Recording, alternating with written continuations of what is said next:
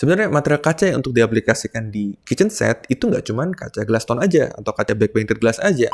Berikutnya saya akan masuk ke topik yang lebih dalam, yaitu kita akan bagi kitchen set ini biasanya kaca itu akan diaplikasikan di mana aja.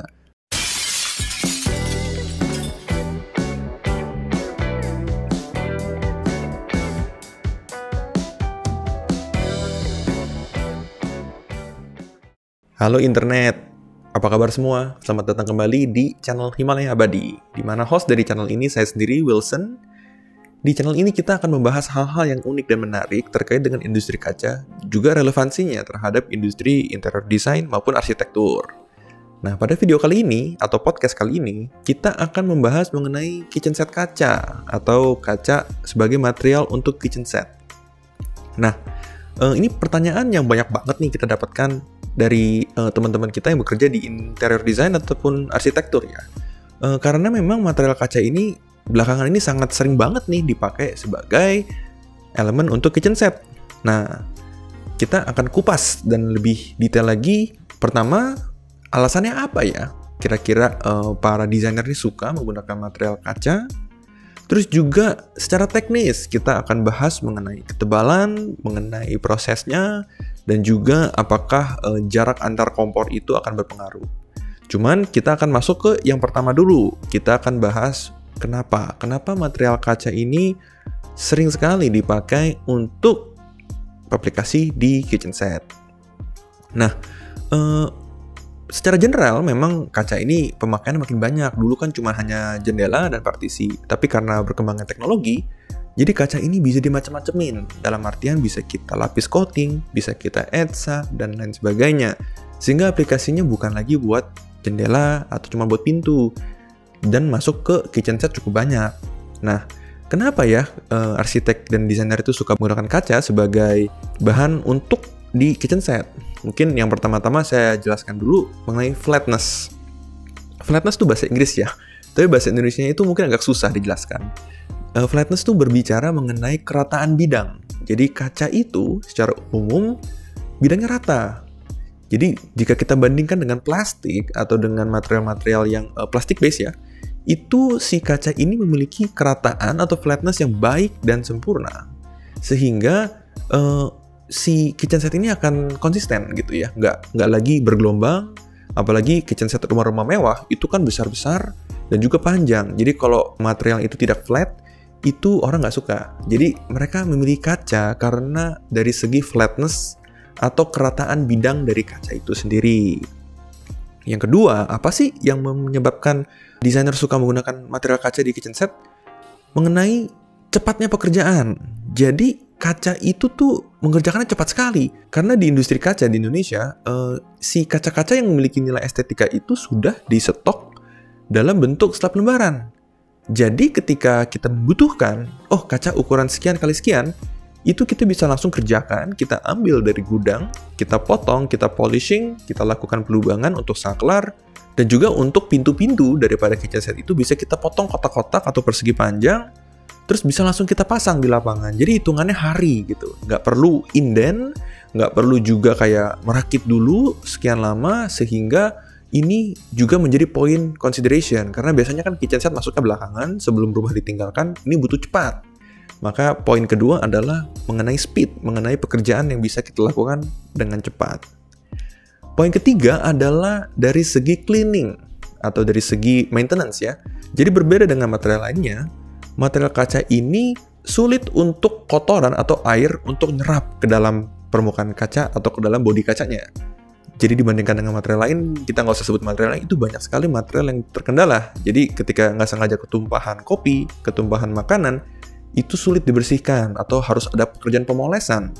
Sedangkan kaca karena pori-porinya itu tidak menyerap, jadi mudah sekali dibersihkan dengan pembersih kaca sederhana gitu.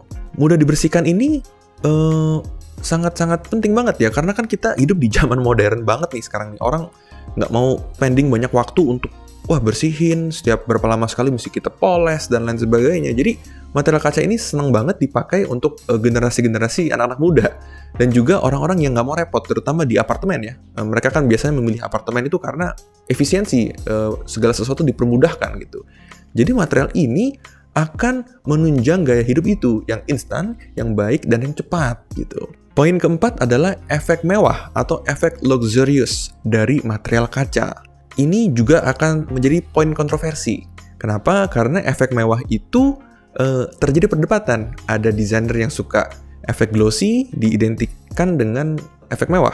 Atau juga ada desainer yang lebih suka matte. Lebih berpendapat bahwa matte ini akan menghasilkan efek mewah. Nah, kaca ini tersedia di dua jenis finishing ini. Jadi kalian yang suka atau berpendapat bahwa glossy itu mewah, kaca itu kan kalau kita tidak proses, ini kan glossy banget. Jadi ini mewah sekali. Atau buat kalian yang suka dengan efek matte dan merasa ini mewah, kaca ini bisa diproses lebih lanjut. Sehingga kaca ini bisa menghadirkan efek matte. Nah, ini sebagai contoh, paling sederhana kita ambil contoh kaca glass tone atau kaca back painted glass dari Himalaya Abadi. Kita bisa bikin ini menjadi glass tone yang standar atau yang glossy, atau juga glass tone matte yang mana ini efeknya buram gitu ya.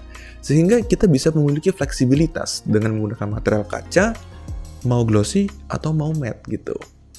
Nah, untuk kaca glass tone ini juga memang paling sering sekali dipakai untuk poin-poin yang saya jelaskan tersebut, dari segi flatness, dari segi pekerjaan yang cepat, mudah dibersihkan, dan juga efek mewah, baik itu gloss atau matte. Jadi bukan cuma kaca back painted glass atau kaca glass tone aja yang bisa dipakai untuk di kabinet atau di kitchen set.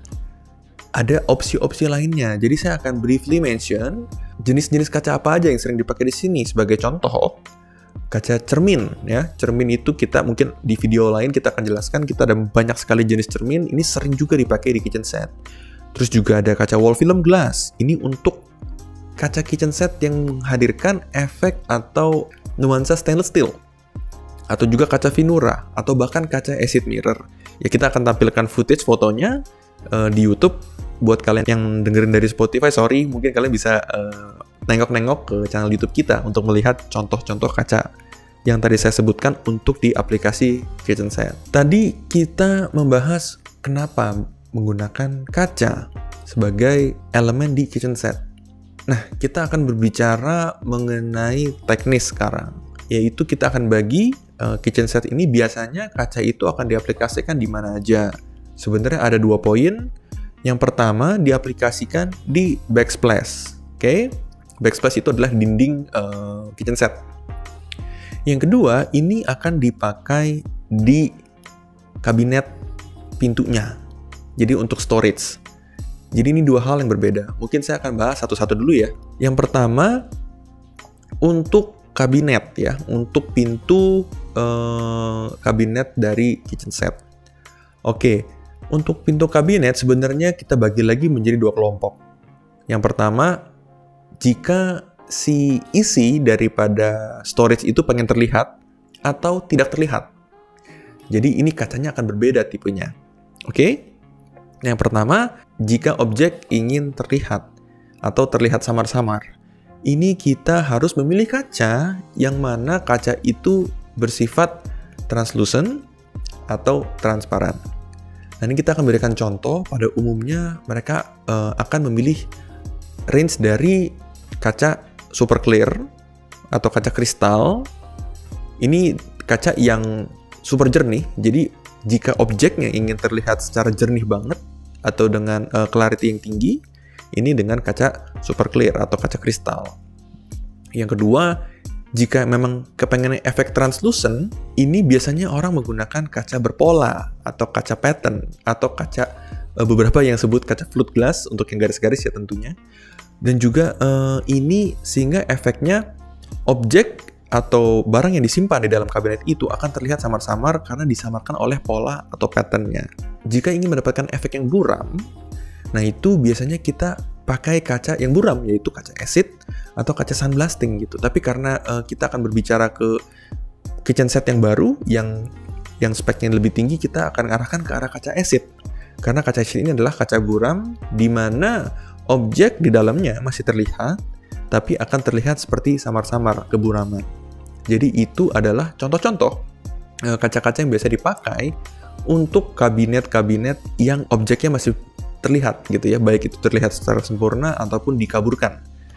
Itu yang pertama. Nah, yang kedua, ada juga klien kita yang kepengen objeknya tidak terlihat. Jadi nggak kepengen ngelihat si piringnya, si sendoknya itu pengen disembunyikan. Tapi ingin mendapatkan efek kaca. Nah, ini adalah kita mesti pilih kaca-kaca yang bersifat opak. Dalam artian, kita akan menikmati estetikanya dari satu sisi. Jadi objek di dalamnya tidak akan terlihat. Ini sebagai contoh, udah saya sempat mention ya, kaca back painted glass atau kaca glass tone. Cermin, kenapa cermin? Karena cermin mantulin balik ke depan. Jadinya si objek piring atau dan lain sebagainya tidak terlihat. Terus wall film glass, ini juga yang efeknya lebih seperti stainless atau bahkan Finura. Ini yang memiliki motif tapi juga ada efek stainlessnya. Oke, jadi itu adalah dua jenis aplikasi untuk pintu daripada kabinet kitchen set. Nah, kita akan membahas mengenai kaca untuk backsplash. Nah, kaca untuk backsplash ini topiknya juga kita harus telitikan lebih dalam ya, karena kita mesti pilah dulu ini backsplash-nya untuk memakai kompor apa, apakah kompor elektrik atau kompor gas, karena ini akan menentukan spek atau jenis kaca apa aja yang bisa dipasang di sini. Tapi baik itu kompor elektrik ataupun kompor gas, idealnya untuk area backsplash, opsi untuk menggunakan kaca tidak lagi bisa menggunakan kaca yang translucent atau transparan. Kenapa? Karena kalau kaca yang translucent atau transparan itu kan harus ditempel ke dinding backsplash dan pasti perekat lem sealant atau 3M-nya akan terlihat. Jadi kita mesti pilih kaca yang bisa dinikmati dari satu sisi. Atau banyak juga yang sebut kacanya yang sifatnya opak ya, yang one-sided. Nah, itu saya akan sebutkan lagi contoh-contoh apa aja yang biasanya dipakai untuk backsplash. Pertama, kaca back painted atau kaca glass tone. Kedua, cermin. Yang ketiga, wall film glass yang bisa menghasilkan efek stainless steel. Yang keempat, Finura. Ini juga bagian sub dari wall film glass ya. Yang kelima adalah kaca acid mirror. Nah, ini 5 jenis ini yang biasa paling sering dipakai untuk area backsplash. Karena ini yang tadi saya bilang one-sided, tidak bisa see-through, tidak bisa melihat objek yang ada di belakangnya. Jadi si lem atau silikon itu akan merekat di sisi coating side. Itu yang mana tidak bisa terlihat karena ini one-sided. Nah, balik lagi ke topik yang tadi, kita harus bagi dua kelompok nih. Ini jenis kacanya udah saya sebutkan, tapi kita mesti cek berdasarkan kompor apa yang dipakai di situ. Karena ini akan berkaitan dengan durability barang ini. Pertama, dengan kompor elektrik atau untuk dapur bersih ya. Karena kompor elektrik itu tidak ada lidah api yang menyala-nyala. Jadi panas itu akan langsung terinduksikan di peralatan memasak seperti panci atau seperti kuali. Pada umumnya, kaca-kaca yang dipilih di sini tidak perlu ditemper. Nah, untuk proses tempering mungkin kalian bisa cek di video lainnya. Kaca tempering pada prinsipnya adalah kita memanaskan dan mendinginkan kaca ini supaya dia akan memiliki durability terhadap suhu. Jadi yang kita khawatirkan adalah kalau misalnya si area ini terlalu panas akan membuat kaca itu menjadi retak. Jadi balik lagi untuk dapur bersih dan untuk kompor elektrik ini pada umumnya tidak perlu menggunakan kaca-kaca yang tadi saya sebutkan itu untuk ditemper. Karena tidak ada panas yang akan menjalar terlalu bagaimana ke backsplash-nya. Nah, yang kedua, ini yang lebih tricky, kompor gas. Nah, kompor gas ini juga kita harus hati-hati ya. Kita mesti cek jaraknya antara backsplash ke kompor itu berapa jauh. Nah, rule of thumb-nya atau general principle-nya, jika jaraknya itu lebih dari 20 cm antara api ke backsplash, itu aman untuk memilih kaca-kaca yang tadi saya sebutkan tanpa proses temper. Namun, jika jarak kompornya lebih dekat ke backsplash di bawah 20 cm, ini kita mesti modifikasi kacanya dengan proses temper. Oke? Nah, balik lagi, proses temper adalah proses pemanasan dan pendinginan. Jadi kita mesti cek dari jenis-jenis yang tadi saya sebutkan itu, yang mana yang bisa ditemper. Tapi singkatnya saya akan jelaskan, kaca glass tone itu yang custom bisa ditemper, wall film glass bisa ditemper, terus sama Finura atau yang bagian sub dari wall film glass itu bisa ditemper.